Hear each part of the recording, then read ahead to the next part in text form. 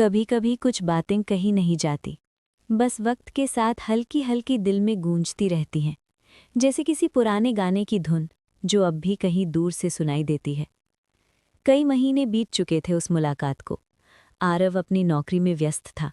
शहर, काम, लोग सब नए थे, बस यादें पुरानी थीं। हर सुबह वही रूटीन, वही रश, पर दिल में अब भी एक कोना था जहां वो थी। कभी कभी वो कैफ़े के पास से गुजरता तो कदम अपने आप ठहर जाते। वहीं एक कोने में बैठी उसकी याद मुस्कुरा उठती। अब पहले से ज़्यादा शांत हो गई थी। उसने खुद को काम, किताबों और रिस्पॉन्सिबिलिटीज़ में डबो दिया था। पर हर रात जब सब सो जाते, वो अपनी डायरी खोलती, वही पुरानी, जिसमें उसके और आरव के बीच की अधूरी बातें दर्ज थीं। पन्ने पलटते हुए उसने पाया, कुछ पन्ने अब भी खाली हैं। वो सोचती, क्या इन खाली पन्नों में अब भी वही कहानी बाकी है? एक दिन उसे अपनी डायरी के बीच एक पुराना नोट मिला। उस पर लिखा था, silence isn't empty, it's full of answers. वो एक पल को मुस्कुरा दी। याद आया, ये लाइन तो आरव ने कही थी, उस दिन जब दोनों लाइब्रेरी में बैठे थे और प्राख्या चुप थी। आरव ने कहा था, तुम्हारी खामोशी में बहुत कुछ है प्राख्या, बस कोई सुनना जाने।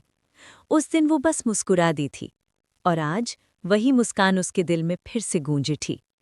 दूसरी तरफ आरव ने अपने लैपटॉप में पुराने मेल्स खोले। एक मेल ड्राफ्ट में पड़ा था, टू प्राख्या, पर भेजा कभी नहीं गया।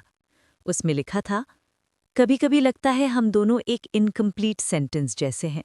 शब्द हैं पर फुल स्टॉप नहीं।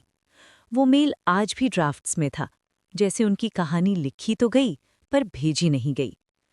उस रात आरव अपनी बैल्कनी में बैठा था। बारिश हो रही थी, हवा में वही पुराना भीगापन था। उसने अपनी डायरी खोली और लिखा, कुछ खामोशियां वक्त से भी गहरी होती हैं, और शायद हमारा रिश्ता उन्हीं में से एक था। वो लिखते लिखते रुक गया, क्योंकि उसे लगा जैसे किसी ने उसका नाम पुकारा हो, हल्की सी हवा में किसी की आवाज़ जैसे गूंज रही थी। उस रात उसने अपनी डायरी में लिखा, कभी कभी सोचती हूँ अगर हम एक बार और बात करते तो शायद हमारी कहानी पूरी हो जाती, पर अब लगता है अधूरी कहानियां ही ज़्यादा खूबसूरत होती हैं। दूसरी तरफ उसी रात आरव अपने फ़ोन गैलरी में पुरानी पिक्चर्स देख रहा था। वो भी उसी पेंटिंग को देख रहा था, किसी ने उसकी इंस्टा स्टोरी पे डाली थी। टाइटल पर उसकी नज़र ठहर गई, पहली चुप्पी की गूंज। वो मुस्कुरा दिया।